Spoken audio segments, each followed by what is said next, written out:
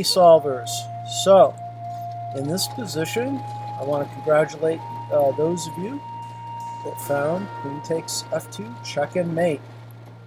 This is from a variation of the Scotch, not the Scotch Four Knights, but the bishop c5 variation, little trap after knight takes, queen f6. If someone's never seen this before in blitz and they don't have very much experience, they might try and save the knight and get caught out with queen takes f2, check and mate. Nice little trapperoo, one that I was shown back in the early 90s. Anyways, congratulations.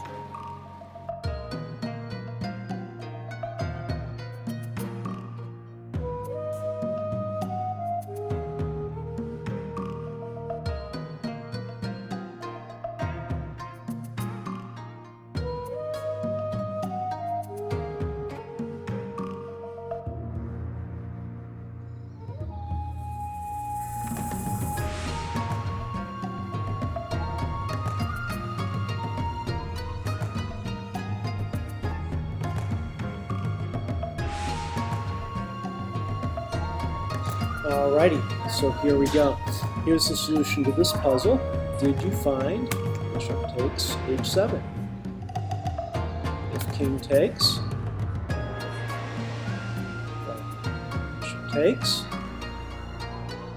and obviously g takes f6 is not going to work out so well for you because of queen h5 check.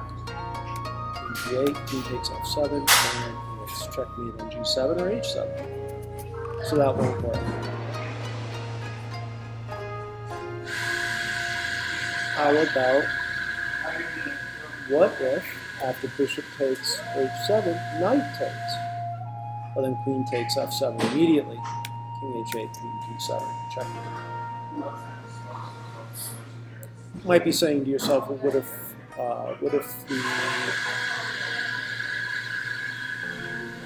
the king doesn't take? What if he just sidesteps? Oh, there's an interesting variation with bishop to g6. Takes g6, bishop takes, and if g takes f6, queen takes, check, king g8, queen g7, checkmate. Now here, if bishop takes the rook off the 7th rank, remember pigs, as they call rooks, on the 7th is very powerful. Then this discovered check, the king is in check, you must respond. Can the queen be captured? No. Can the check be blocked? No. Can the king move? Yes. But notice how this bishop has gone to d8 here and threatens the queen, which is a loose, undefended piece. Queen steps over, queen goes last. Mention another defense, queen c7, which offers stiff resistance, because now bishop f5 is called for to try and control the squares around there and everything. Obviously, rook to e6 doesn't work, just bishop takes, just king. That wouldn't be so good for the second player. And if you make a move like this after the rook being attacked, trying to exchange down queen e7 would result in checkmate, because after that queen stands here, queen h8 would be checkmate. But if, let's say, rook c to d8 is a pretty line with queen check, queen 7, rook check, looks like the king is getting away, but because those light squares are controlled by this bishop on f5, h3 over to c8,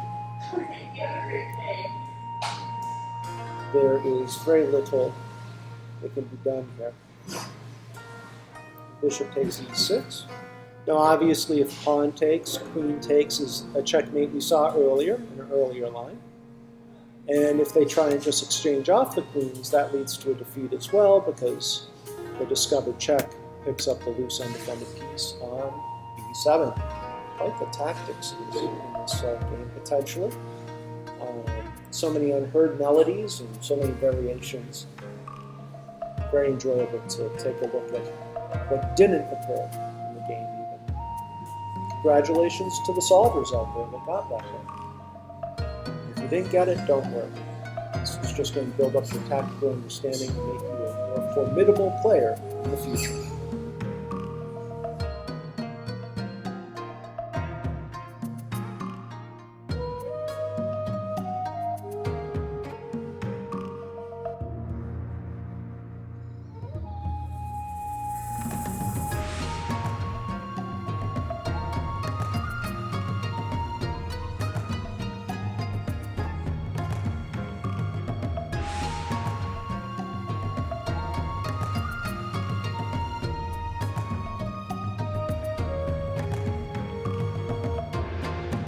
Alrighty, so here we have the position in the game.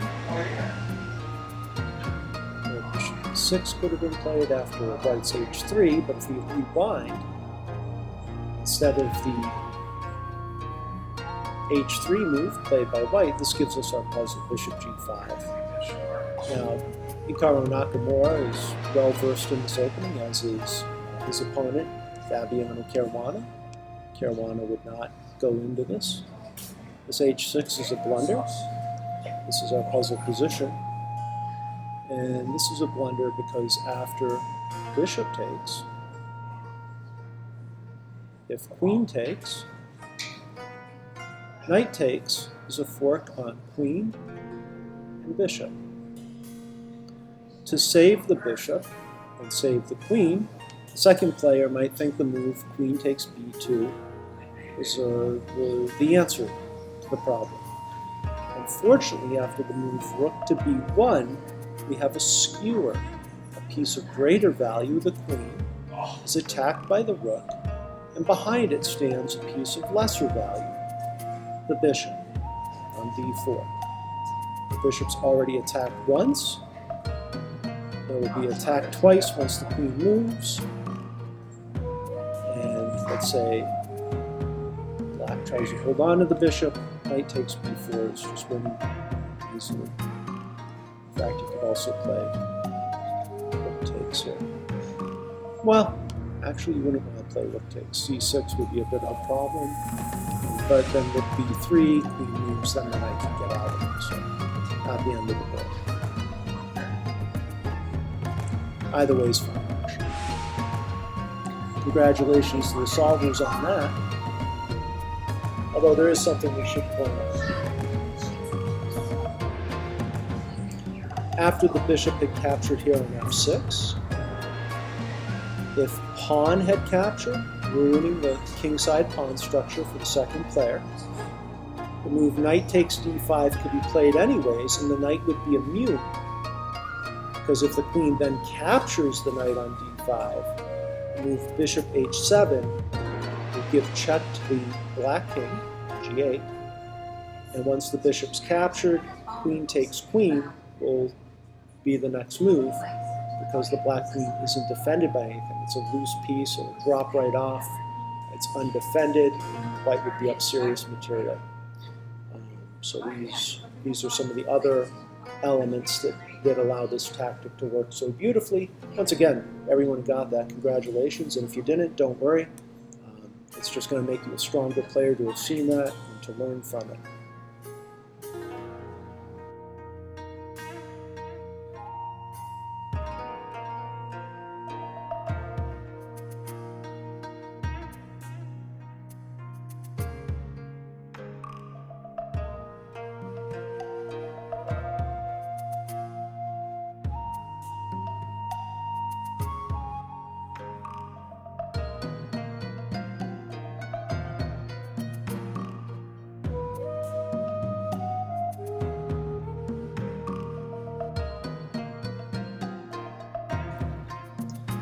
So, this is the position we're looking at here. After bishop d2, why did black resign? What's the winning plan for the first player, Hikaru Nakamura? A winning plan might run something like this, where you're using your king, and the two pawns, they're connected, passers, to march up the board and force the enemy king back. And here you can use your bishop for discovery opportunities. That's one idea here. and you can continue to march up the board. Your king will be immune to the enemy piece, but as an attacker, when he's on the opposite colored squares. Now, even if the dark squared bishop could give itself up for the 2 pawns, there's still 2 white pawns on the board. The extra piece would tell on the second player, Fabiano Caruana. And let's say, just, what if? Here's a nice puzzle for you. White to play and win, obviously. Pause the play if you'd like to. Little reflection time. We'll assume you've done that, and we'll play the move King F7, which is check and mate. Now, there are many different ways that one can go here, but the deciding factor are these 2 connected passed pawns here. Hence why, in this position here, after 40 bishop d2, Fabiano Caruana, challenger to the world title, against Magnus Carlsen, resigned. Hikaru Nakamura won a 1 must-win game today, which is Saturday, November 4th. But it's not over until it's over. And tomorrow is the next round, or the next round is the 11th round. This is an 11-round event, and there are so many people packed together right at the top. Anything can happen. Hikaru Nakamura may not even be guaranteed anything if he takes a draw, depending on how everything shakes out in today's round 10, with some of the games still ongoing as this was recorded. A loss tomorrow could be catastrophically, to his title contention aspirations. So Hikaru Nakamura will have to play his best tomorrow. If he wins, that's going to really do a lot for his case to challenge for the world title against Ding Liren. And my personal belief is if he plays Ding Liren, he's going to win. If he goes through these candidates matches here, the cycle. And this is the first big step right here. So congratulations to Hikaru Nakamura for what he has done, for the entertainment he has brought to us as the chess community, but it's not over until it's over. So let's keep our fingers crossed for Hikaru. Let's hope he blocks out all distractions and he gets it done in round 11.